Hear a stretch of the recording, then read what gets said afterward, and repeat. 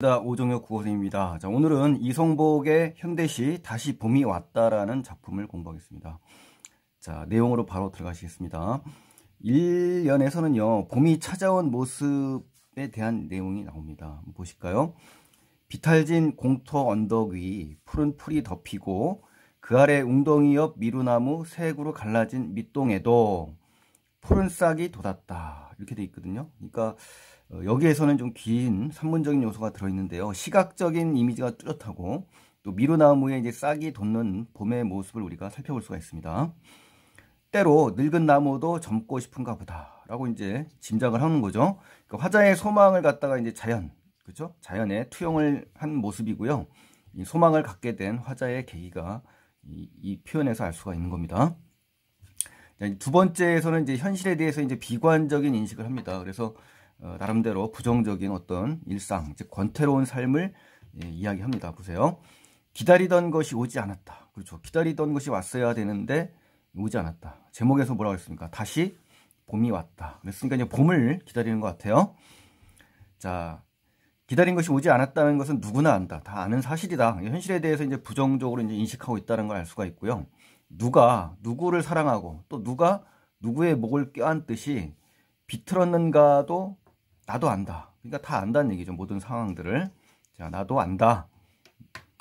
모두가 안다. 이런 얘기예요. 돼지 목 따는 동네에 더디고 나른한 세월. 자, 이거는 이제 비유가 나오는데요. 이 무슨 말이냐면요. 이 생기 있는 삶을 보여주는 푸른 싹, 이 앞에, 그쵸? 푸른 싹이 좀 움트는 이런 그 계절과는 달리 어떻습니까? 우리가 불모의 세계, 그죠? 여기에 살아간다고 생각했기 때문에 이제 그런 것이고요. 화자가 살아가는 이제 권태롭고 변화없는 어떤 무기력한 삶을 갖다가 비유한 겁니다. 그래서 이 나른하다라는 의미에 주목하게 되면요, 고단하고 찌뿌둥하고 피곤하고 노곤하고 맥이 없는, 뭐 기진맥진하는 그러한 이 무기력한 그런 삶을 얘기하는 겁니다. 그래서 이 동네에 살아가는 그 무기력한 동네에 살아가는 이들의 생기가 없고, 그렇죠? 이 무기력함 이런 삶이 지속되리라는 그 비관적인 부정적인 전망을 지금 단정적으로 지금 제시된 부분이 바로 두 번째 내용이 되겠습니다.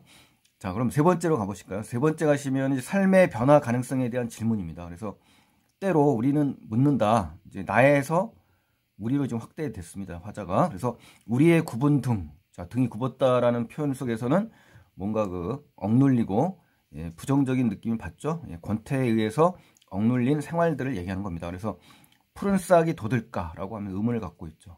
그 싹이라는 것은 여기서 봄의 생명력을 의미하는 겁니다. 반복해서 묻지만 이런 뜻이거든요. 그러니까 여기까지는 이제 1인칭 복수형 주어 우리가 나왔습니다. 그래서 부정적인 인식을 확장한 거고요. 이 소생, 부활 이런 거에 대한 생명력을 소망하는 겁니다. 그리고 우리를 통해서 어떻습니까? 화자 이외의 다른 사람들도 시적 상황에 화자와 함께 그쵸 같이 이런 상황에 처해 있다는 것이 나타난 겁니다. 비계처럼 씹히는 달착지근한 혀. 이 표현이 생동감이 있는데요. 현실에 적극적으로 맞서지 못하고 그냥 현실에 안주하는 삶. 그렇죠? 이런 것을 갖다 미각적인 이미지를 통해서 지금 표현한 겁니다. 그래서 김수영의 폭포라는 시 아시죠, 여러분? 나타와 안정을 뒤집어 놓은 듯이 높이도 폭도 없이 폭포는 떨어진다. 이런 표현이 있거든요. 그러니까 나타와 안정이 바로 뭡니까? 현실 안주의 자세. 소시민이 갖고 있는 특성이거든요. 바로 이런 부분에서 현실에 안주하고 있는 삶의 모습, 이런 부분에서 유사점이 있다 해서 비교를 한 겁니다. 반대의 소리는 이제 고매한 정신, 고든 소리가 되겠죠. 그래서 이 비계처럼 씹히는 달짝지근한 혀라는 것은 현실에 적극적으로 저항하지 못하고 현실 안주, 무사 아니라는 그러한 그 소극적인 삶의 모습을 지금 제시한 겁니다. 항상 우리들 삶은 낡은 유리창에 흔들린다. 자, 유리창도 낡았어요. 그렇죠? 낡은 거. 먼지가 또 끼었습니다. 이런 풍경이라고 얘기를 한 걸로 봐서 부정적이라는 것이 이제 느껴지죠. 그래서 이 기억 부분은 화자가 처한 상황에 대한 비관적인 부정적인 태도를 지니고 있고요. 우리들의 삶을 비유적으로 표현한 겁니다. 그래서 먼지가 꼈다는 것은 굉장히 탁하고 흐릿한 이미지지 않습니까? 그리고 기다린 것이 오지 않았다. 그리고 누구도 안다. 앞에서 또 그런 일은 없었다. 막 이런 식의 그 서술을 볼 때 어떻습니까? 우리들 삶에 대한 비관적인 태도가 드러난다고 볼 수가 있는 겁니다. 그리고 시적화자는 극복하지 못하고 있고 현실의 장애, 변함없는 그 무기력한 삶, 권태로운 삶의 자세를 표상하고 있는 겁니다. 이 먼지 낀 풍경이요. 그리고 낡고 고루한 삶을 또 상징하고 있고요. 그래서 어떤 일이나 상태에 시들해져서 생기는 게으름이나 실증을 이렇게 먼지가 낀 풍경으로 지금 제시된 겁니다. 자, 네 번째 내용 가시겠습니다. 네 번째 내용 가시면 자유롭고 생기 있는 삶을 욕망, 희망을 하고 있습니다. 희망을 갖고 있는 겁니다. 흔들리며 보채며 얼핏 잠들기도 하고 그 잠에서 깨일 땐 솟아오르고 싶다. 자, 상승적 이미지가 나왔네요. 세차장 고무 호스에 길길이 날뛰는 물줄기처럼, 이 부분 볼 때 읽으면서 저는 참 이런 생각까지 할 정도의 그 대단한, 그렇죠? 세밀한 그런 그 어떻습니까? 발상, 이런 것이 참 저로서는 놀라울 뿐입니다. 어떻게 우리가 갖고 있었던 우리 세차할 때 있죠? 고무호스, 그 장면을 갖다 길게 날뛰는 물줄기다라고 하면서 내면 심리를 이렇게 표현했다는 게 정말 놀랍습니다. 갈기갈기 찢어진다, 또 그렇죠? 아우성친다, 울고불고 머리칼 쥐어 뜯는다, 몸부림친다. 이 역동적인 그런 이미지가 좀 강하게 지금 드러나 있죠.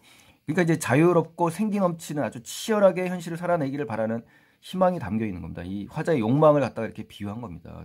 이 물줄기, 그렇죠? 그래서 역동적이고 생명력 넘치는 그런 모습이고 상승적 이미지가 나왔고 맹렬한 기세, 그렇죠? 세차고 뜨겁고 사나웠고 억세고 통렬한 이런 이미지들이 또 떠오르는 겁니다. 그래서 앞에 내용과는 완전히 반대되는 그런 이미지가 지금 막 나오고 있습니다. 바로 이러한 무기력한 현실에서 이런 생기 있고 자유로운 그런 삶을 욕망을 갖고 있다는 겁니다. 삶에 대한. 자, 다섯 번째 내용 가시겠습니다. 욕망이 실현되지 못합니다. 근데 욕망은 있지만 실현되지 못하고 딱딱하게 굳어갑니다. 자, 보세요. 그런 일은 없었다. 그렇죠. 앞에 제시된 그 생기 있고 자유로운 그런 현실에서의 이런 기대가 무너진 겁니다. 그렇죠? 그래서 돼지 먹다는 동네다. 이 돼지 먹다는 동네에 더디고 나른하다. 세월이 그렇다. 그러니까 19가 앞에 그대로 반복이 된 거고요. 무기력한 현실이 지속적으로 이어진다는 의미를 얘기한 겁니다. 부정적으로 현실을 다시 한번 인식을 하게 됐네요. 플리발에 엎드려. 자, 하강적 이미지죠. 앞에 내용과 다르게 숨지기면 가슴엔 윤기가 난다. 자, 역시 하강적인 의미가 드러나면서 나는 화자가 이제 석탄층이 깊었다. 아주 고도의 그 비유와 상징이 들어가 있는데요. 석탄층이라는 건 어떻습니까? 화자가 자신의 내면 안에 석탄층이 비유가 된 거지 않습니까? 그러니까 길길이 날뛰는 아까 물줄기처럼 치열하게 현실을 살아내기를 바라는 욕망이었는데 이 욕망이 어때요? 무너졌죠. 억눌렸죠. 그게 지속된 상태가 계속 유지되다 보니까 어때요? 딱딱하고 뻣뻣하게 굳어버렸어요. 그게 바로 석탄층이 되는 겁니다. 그래서 어떻습니까? 변함없는 삶 속에서 자기의 욕망과 소망은 완전히 어떻다? 굳어버렸다. 이것을 갖다가 비유한 겁니다. 대단한 아주 깊이 있는 표현인 것 같아요. 굉장히 발상이 멋진 표현입니다. 석탄층이 깊었다. 자, 그래서 제가 이제 최승호의 북어라는 시가 갑자기 떠올라서 제가 한번 일단 작성을 해봤는데요. 여러분 그 북어 아시죠? 북어가 상징하는 현대인의 모습을 우리 최승호 시인이 잘 표현했잖아요. 그러니까 현대인의 무기력, 그렇죠? 이거에 대한 비판과 자기 반성이 이 시의 내용 아닙니까? 그러니까 그 19에 보면 죽음이 꿰뚫은 대가리, 생명력이 없는 모습이고 자갈처럼 죄다 딱딱한 혀, 할 말 있어도 말을 하지 못하는 모습, 그렇죠? 말라붙고 짜부라진 눈, 현실을 직시하지 못하는 모습, 그렇죠? 현대인의 모습, 빳빳한 지느러미, 꿈과 이상을 상실해서 무기력한 현대인의 모습이지 않습니까? 막대기 같은 생각, 관습화되고 고착화된 현대인의 딱딱한 사고방식을 비유했지 않습니까? 바로 이러한 부분들이 떠오르더라고요. 그래서 이 부분하고 같이 연관지어서 비교하면서 살펴보시면 훨씬 더 유익하지 않나 생각이 됩니다. 자, 핵심 정리해 가시면은 이제 자유시 서정식의 제재는 봄이고요. 주제는 변함없는 삶, 이 삶에서 느끼는 권태, 억눌린 욕망이 제시되어 있습니다. 그래서 감각적이고 산문적이며 비유적, 회화적, 상징적, 비관적인 그런 성격을 갖고 있습니다. 표현적 특징 하시면 첫 번째, 변함없는 삶에서 권태와 생기 있는 삶에 대한 욕망을 꿈꿔요. 그렇지만 기대할 수 없는 현실에 대한 비관적 인식이 드러나 있습니다. 두 번째, 봄이 찾아온 상황이 제시되어 있지만 화자는 뭐예요? 구분등. 여기에 싹이 돋을까라고 하면서 묻죠. 그러면서 회의적. 회의라는 것은 의심을 품는 부정적인 인식입니다. 그래서 이를 통해서 화자의 비관적 현실 인식이 드러난다라고 볼 수가 있고요. 자문자답의 형식입니다. 그래서 이 부분 우리의 구분서부터 돋을까 그리고 항상 같은 것이었다. 이렇게 묻고 대답하는 이런 문답법 형식을 쓰고 있다라는 것까지 확인해 주세요. 세 번째, 세차장 고모스의 역동적인 모습은 어때? 자유롭고 생기 있는 그런 삶의 욕망을 드러내고 있는 겁니다. 자, 네 번째, 석탄층의 모습을 통해서 어떻습니까? 이러한 욕망이 실현되지 못했죠. 그래서 이러한 욕망이 어때요? 억눌려 있죠. 그러한 상황이 선명하게 표현된 것이 바로 이 석탄층이라는 이 시입니다. 그 다음에 이제 계절적 배경이 봄이었잖아요. 이 봄에서 비롯된 현상의 묘사로부터 화자의 내면과 어때요? 대비를 이루고 있죠. 대비. 그래서 시상을 전개합니다. 푸른 물이 덮이고 푸른 싹이 돋는 이러한 계절적 배경. 자, 단정적인 어조입니다. 단정적인 어조를 통해서 기대가 실현되지 않는 현실의 부조리함을 제시하고 있습니다. 누구는 안다, 없었다 이렇게 딱 잘라서 정해서 말하는 이러한 말투 정확하게 파악하시고요. 감각적인 표현을 통해서 어때요? 화자가 진 욕망, 삶의 태도를 선명하게 제시합니다. 그래서 푸른 싹, 달짝지근한 혀, 길길이 날뛰는, 윤기 나는 이런 표현들 굉장히 다양한 감각이 드러나 있습니다. 다양한 감각적 이미지를 활용해서 어때요? 시상을 전개하죠. 푸른 물, 푸른 싹, 아우성, 달짝지근한 혀, 이런 단어들이요. 색채어가 또 나와 있습니다. 그래서 화자가 소망하는 삶을 생명력 넘치도록 그려냅니다. 푸른색의 이미지가 나와 있죠. 자, 그 다음에 마지막으로 이제 대립적 시어를 정리하고 마무리하겠습니다.